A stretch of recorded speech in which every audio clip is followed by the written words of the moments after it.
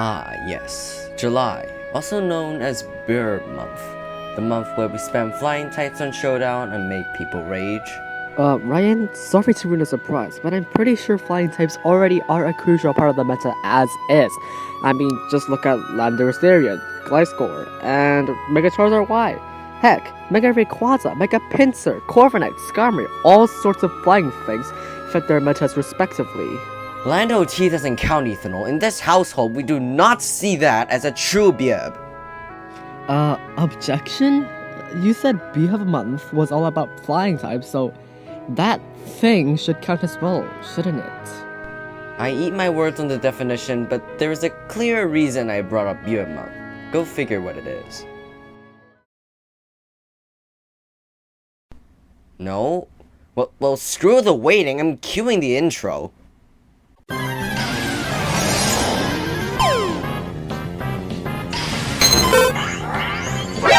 NANI?!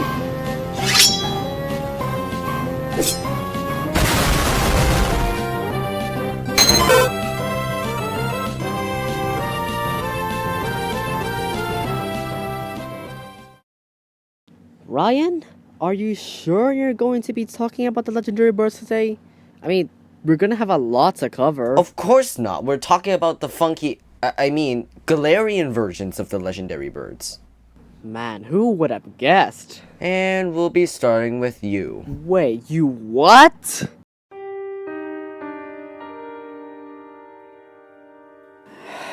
I hate having to lead.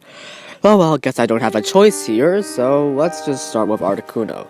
See, my Galarian form is a weird mon. I mean, I like my typing, literally a mirror image of the Great Wall of Ubers, also known as Lugia.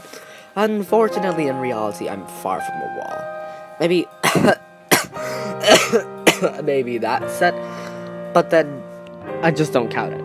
It's a burn dispenser, and that's it. It's not a wall. Sure, 90 health stat, 85 physical defense stat, and 100 special defense stat. But it isn't enough when you know literally 90% of the entire OU metagame brings dark coverage and basically kills me on the fly.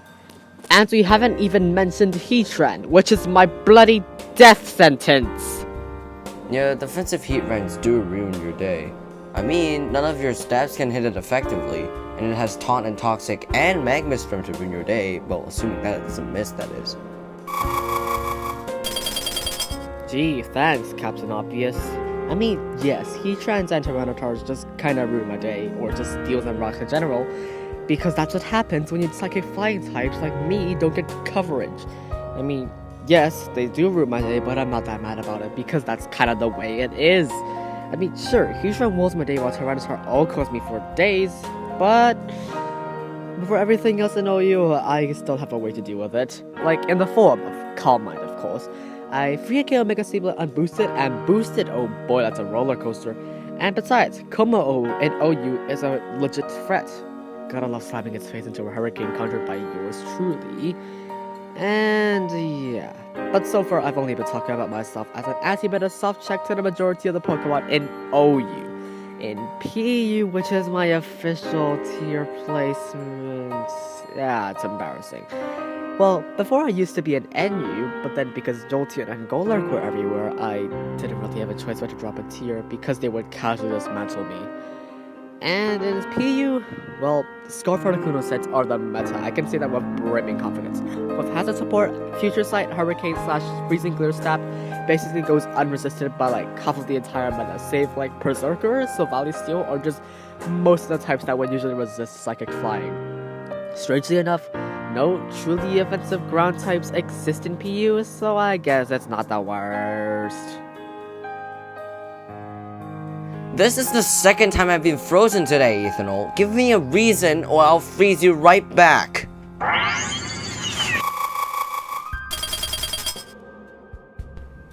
Gosh, this is why I don't like you sometimes. Anyways, NU obviously isn't the best place to be in if you're a formerly glue-addicted Psycho Biurb.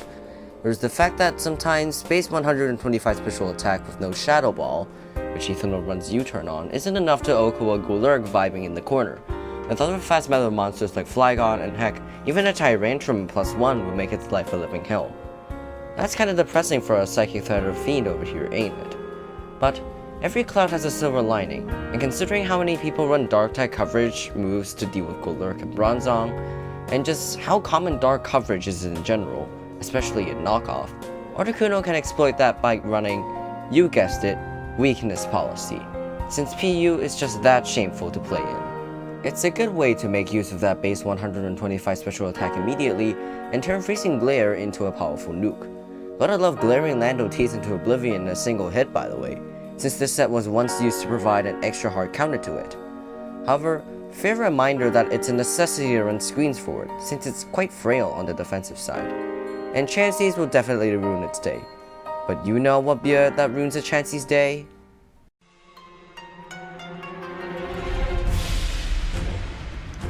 Now I know that some of you might be thinking Hawlucha, and you'll be right, but Zapdos is the definitive answer to Chansey, and it has that title for a multitude of reasons. Does what most Hawlucha does, but better if pulled off right? And besides, Hawlucha gets kind of intimidated by Lando T, which Zapdos doesn't. Go figure why. It still gets intimidated, you dunce. Fair enough. Anyways, Galarian Zapdos is actually the most OU viable of all the Biurbs in here. Stab and fighting and flying, which mind you is stupid hard to wall without Ega Slash, Jesus. And an incredible ability in Defiant, also known as the Lando T Denier. Not saying that Articuno can't make use of competitive, but Zapdos' speed and its equally good attack, and a better typing, makes it overshadow Articuno. I mean, seriously, have you ever enjoyed the adrenaline rush of O-coing a defensive Lando T with a banded Galarian Zapdos at +1? Oh boy, it's amazing. Zapdos even gets amazing coverage for its work. Sure, it's in a similar case as Articuno, but the thing at least has Blaze Kick. Have you any idea how many problems that move solves for it? Actually, not that much. Oh well, it has cover that actually benefits from it, I'll give it that. I only have Shadow Ball and U-turn, which only marginally benefit me. Zapdos gets the aforementioned Blaze Kick, Throat Chop, Stomping Tantrum, and U-turn, as well as the Fighting type signature funny setup move, Bulk Up. With U-turn, you can afford to run a Choice Scarf or Bad Set that's ideal for finishing off weakened foes. And with setup moves like the much favorable Dual Screens, Agility, and Bulk Up, you can run, well, some very fun stuff.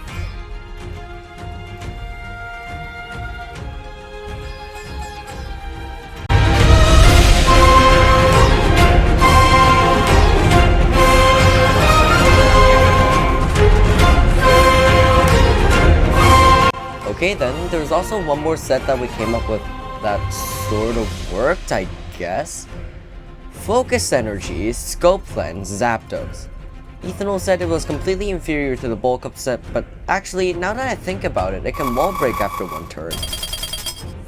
Shut up, it doesn't work, man. Like, first of all, Mandibus with Big Packs completely invalidates the defense drop strategy, while Tapu Lele, Scarf Tapu Lele, any psychic type faster than Zapdos will ruin its day without screens.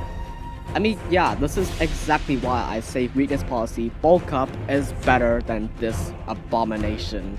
Anyways, that's really all we have for Galarian Zapdos. Moving on to Yveltal, wait, no, the wannabe Yveltal, Moltres Galarian.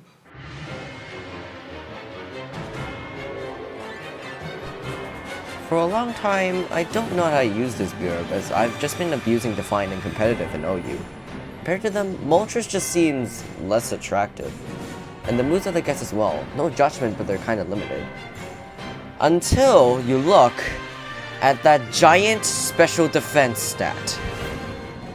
Well, despite all the glaring flaws of Moltres like coverage and no recovery, Moltres Galarian, weirdly enough, was my early bird of choice in Crown Tundra OU, due to it being able to tank multiple hits and easily retaliate back.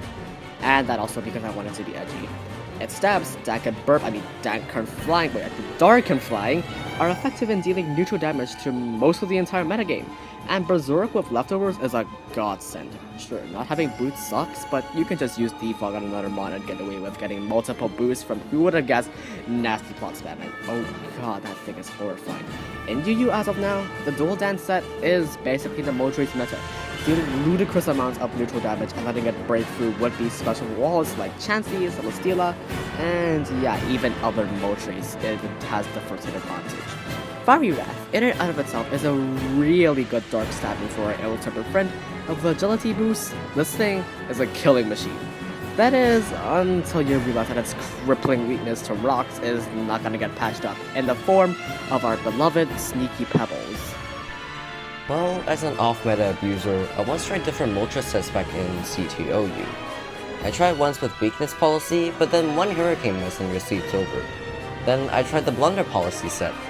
And well, Moltres decided that it was the time to actually aim those hurricanes. Anyways, I'll just say that the double plot set is undoubtedly the best and most consistent Moltres out there. Ditto, seriously, 2 jokes about Kushala Daora in like 1 week?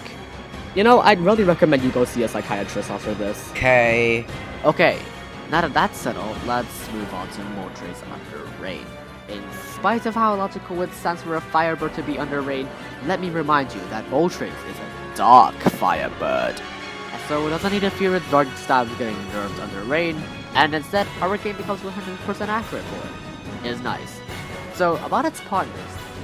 Pelipper is legit the best rain setter in the tier as of now because Polytoad used to be the king of rain setting until it came along for some ungodly reason. And yeah, with it brought a slew of new rain abusers to the frontier. And in the form of, well, Kingdra, Seismitoad, and Keldeo. Yes, Seismitoad. This thing is like unexpectedly good against unprepared teams who expect the Seismitoad to be a water-absorbed stealth rocker, but psych, here's your death serve to you on a fine platter.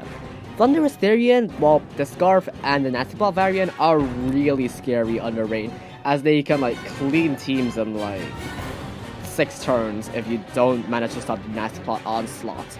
Or like the Scarf to pivot out and like do copious amounts of chip damage.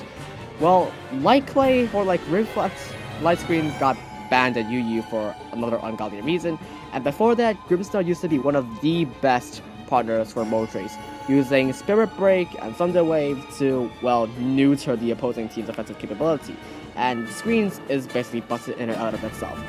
And on the topic of the other rain system abusers, like Kingdra and Barraskewda, they are awkwardly enough really scary in UU because the sheer force they provide is key to breaking up many a stall/balance team.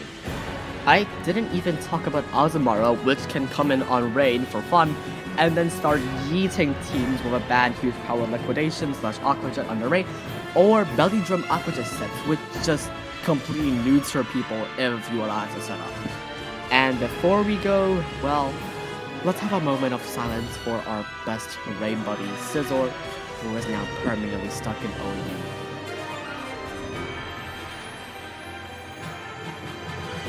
and that's a wrap. Overall, I'd say they're not as bad as you say they are, Ethanol. In fact, you're probably the worst of the 3. Ouch. Ditto, you know this as well as I do, and I can't help it. Well, at least I'm the only one out of the 3 to get recovery, and my time in National Dutch OU was hilarious because literally nobody expected me to come up and start cleaning houses. Oh well, I just wish we get worse in the upcoming DPP remakes. Huh. Well, on the topic of these birds, it's a good thing this dimension's Moltres hasn't come for a head yet. Oh. Hello? Now perish.